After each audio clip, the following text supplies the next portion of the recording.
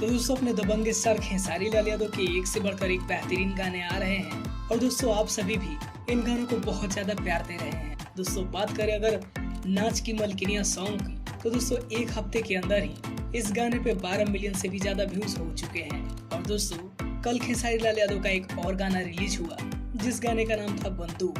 कल दोस्तों इस गाने पे भी लोगों ने बहुत अच्छा रिस्पॉन्स दिया और सिर्फ एक दिन के अंदर ही इस गाने ने 2 मिलियन व्यूज क्रॉस कर लिए हैं। कल आजकल खेसारी लाल यादव के ज्यादातर सॉन्ग हाई बजट सॉन्ग आ रहे हैं जो कि दर्शकों को भी खूब पसंद आ रहे हैं। वेल इसके साथ ही साथ आपको बता दें कि खेसारी लाल यादव के एक और नए सॉन्ग का अनाउंसमेंट कर दिया गया है जिस गाने का नाम है लागेलू जहर। वेल दोस्तों अपडेट की माने तो इस गाने का फर्स्ट लुक रिलीज कर दिया गया है और 1-2 दिन के अंदर ही इस गाने की रिलीजिंग डेट सामने आ जाएगी।